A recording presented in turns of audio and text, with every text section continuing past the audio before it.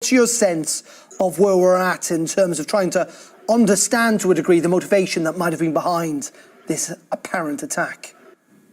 Well, it remains very complicated, doesn't it? What remains unclear is why the attack essentially occurred. There's lots of speculation about the circumstances of the attacker's past, of course, what might have happened in terms of his so-called conversion, whether that was legitimate or not, whether it was a device for asylum seeking.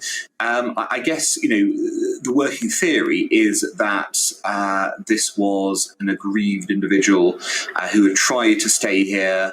It didn't look like it was working, and he took action. But of course, it remains unclear whether that's the actual motivation. And I think we need to learn a little bit more from the police investigation. We've been told, of course, that developments have occurred. Well, let's hear about them. Let's see what they think actually occurred here. And that's the really interesting thing, isn't it, Alan, to many regards, is, we do only have limited information, and it is difficult sometimes to speculate about these things. In fact, I'm sure the police would argue at times it's unnecessary and unhelpful. But in saying that, clearly this is now part of a wider picture that is fed into that increasing of the terror level for the entire country. Yes, I think this is the key part here is that obviously having had 2 terrorist attacks now in 1 month, there has to be a reaction from the security services. What is clear from this one, of course, is that the attacker was relatively unknown to at least the security services, clearly to other agencies not. And so I think the key to this is the members of the public being vigilant. And let's not forget the hero taxi driver.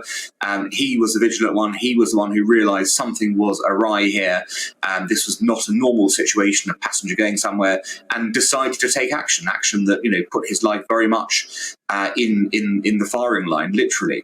So it is a message to the public to say, be alert. There's clearly something in the air. We've started seeing attacks re-emerging. You could help stop an attack like this if you see something and call it out.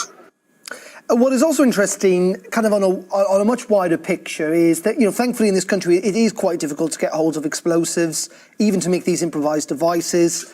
And clearly getting hold of weapons, like guns, for example, is particularly difficult as well. And when you've got these kind of so-called kind of lone wolf attacks, there's kind of almost the fear around them in comparison to how much damage. We don't know how much damage this individual could have done or may have done. But to a large degree, actually, the security services and our infrastructure and our laws have been quite good at meaning that we've not really seen that many mass casualty events in the last 10 years or so. We have attempts of that. I mean, clearly Manchester was an exception to that. But the Westminster attacks, the London Bridge attacks, and we have seen people dying, and not just 1 or 2 people, but quite a number. So I wouldn't quite say it's not the case. We've been lucky. I mean, there was a case just cited, of course, on the Tube, which was a lucky case, of course. It didn't go off. That would have been mass atrocities. So we've had some luck, and that, of course, is useful. But it isn't, of course, a conclusion to where we as a country want to be. We don't want to be lucky. We want to be, kind of efficient and effective at stopping this sort of thing. Yeah, what I was trying to say, though, it's not just luck. There are security services that are pretty good as well.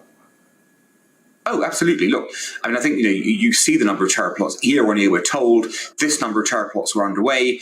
This number was stopped at this stage. This number was stopped at that stage. Members of the public helped us in these instances. And by the way, that's another key thing linking to your earlier question, which is that members of the public tipping off the services for various people they feel a suspicion have been instrumental over time in terms of stopping terrorist attacks from taking place. So yes, the security services are good. The British public is good at stopping events happening. And sometimes, as in the Manchester case, we discovered, of course, that people did spot things going wrong on the day itself, and they weren't taken seriously. So in a sense, the vigilance part of this is working. The security services part of this is often working, not always, because, of course, we've seen some suspects who slip through the net.